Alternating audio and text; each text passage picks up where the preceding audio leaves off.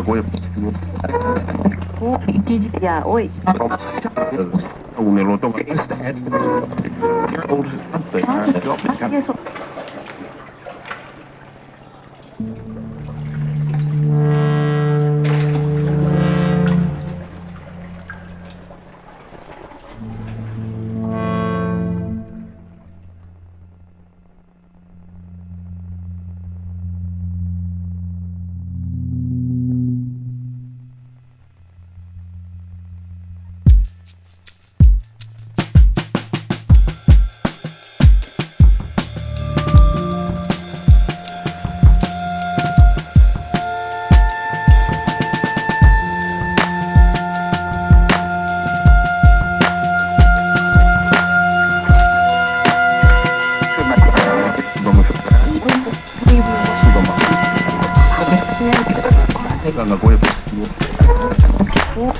Yeah, oi.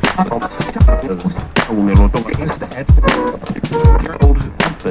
బులెటిన్లో breaking చూస్తున్నాం. సూరత్ కోర్టులో రాహుల్కు ఊరట లభించింది. పరువు నష్టం కేసులో సూరత్ కోర్టు ఈ నెల 13 వరకు రాహుల్కు బెయిల్ పొడిగించింది. తదుపరి విచారణ మే 3కు వాయిదా పడింది. మోదీ ఇంటి పేరుపై చేసిన వ్యాఖ్యకు సంబంధించి సూరత్లోని chief judicial magistrate HK Varma court Rahul గాంధీని దోషిగా నిర్ధారించింది. పరువు నష్టం దావాలో 2 ఏళ్లు జైలు శిక్ష విధించింది. అయితే కోర్టు అదే రోజు రాహుల్ గాంధీకి బెయిల్ మంజూరు చేసింది. దీనిపై రాహుల్ గాంధీ తరపు న్యాయవాది సూరత్ కోర్టులో అప్పీల్ దాఖలు చేయగా కోర్టు బెయిల్పై పొడిగిస్తూ తీర్పునిచ్చింది. దీనిపై మరింత సమాచారం మా ప్రతినిధి శ్రీకాంత్ అందిస్తాడు. శ్రీకాంత్, చెప్పండి.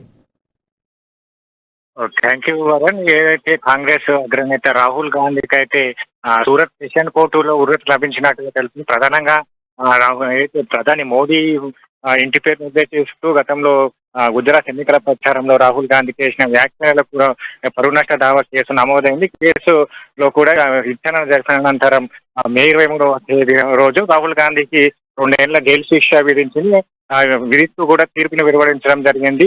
ప్రధానంగా ఈ 2 ఏళ్ల జైలు శిక్ష విధించిన నేపథ్యంలో అక్కడ ఎంపీ స్థానానికి కూడా అనర్హత వేటు పడ్డట్టుగా తెలుస్తుంది. ప్రధానంగా అయితే ఏదైతే రాహుల్ గాంధీ పైన ఇది అనర్హత వేటు కావచ్చు, అలాగే పరువు నష్ట దావా కేసుకు సంబంధించి కూడా ఈ రోజు రాహుల్ గాంధీ సెషన్ కోర్టులో కూడా అప్పీల్ చేశారు. ప్రధానంగా ఏదైతే తన అనర్హత వేటు పైన అలాగే బెయిల్ మంజూరు కోరుతూ కూడా రాహుల్ గాంధీకి సంబంధించిన లీగల్ టీమ్ తో సహా ఆయన ఈ రోజు సూరత్ కోర్టులో సెషన్ కోర్టులోకి వెళ్ళారు. సెషన్ కోర్టులో ప్రధానంగా ఏదైతే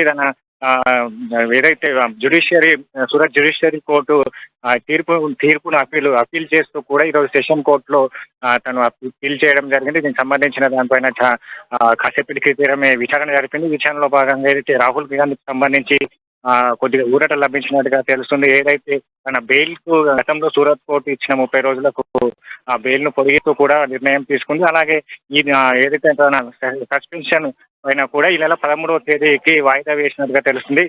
రాహుల్ గాంధీ 2019లో ఏదైతే గుజరాత్ ఎన్నికల ప్రచారాల్లో భాగంగా మోడీ పైన చేసిన వ్యాఖ్యలకు అనుగుణంగా కూడా ఏదైతే నమోదు అంటే తన పైన పరువు నష్ట దావా కేసు అయితే నమోదైంది. దీనికి సంబంధించిన ఈ రోజు అయితే ఆ సెషన్ కోర్టులో ఊరట లభించినట్టుగా తెలుస్తుంది. ప్రధానంగా ఏదైతే ఈ 30 రోజుల కాలానికి కూడా గతంలో కోర్టు అప్పుడే శిక్షను విధిస్తూ కూడా బెయిల్ ఇవ్వడం జరిగింది. ప్రధానంగా ఈ రోజు అయితే దీనికి సంబంధించిన బెయిల్ మంజూరు కూడా వాయిదా వేస్తూ కూడా వాళ్ళకు బెయిల్ కి అవకాశం కూడా కల్పించింది. అలాగే నెల 13వ తేదీన శిక్షకు సంబంధించి ఏదైతే సస్పెన్షన్ పైన కూడా 13వ తేదీ వరకు దీనికి వాయిదా కూడా ఇవ్వడం జరిగింది. దీనిపైన కూడా కాంగ్రెస్ పార్టీ నేతలు కూడా హర్షం వ్యక్తంగా తెలుస్తుంది. ప్రధానంగా రాహుల్ గాంధీకి సంబంధించిన దాంట్లో కొంత ఊరట ఉంది. రాహుల్ గాంధీ ఎట్టి పరిస్థితుల్లోనే ఈ కేసు నుంచి కూడా బయటపడతారని చెప్పేసి కూడా కాంగ్రెస్ నేతలు హర్షం వ్యక్తం చేస్తున్న పరిస్థితి కనిపిస్తుంది.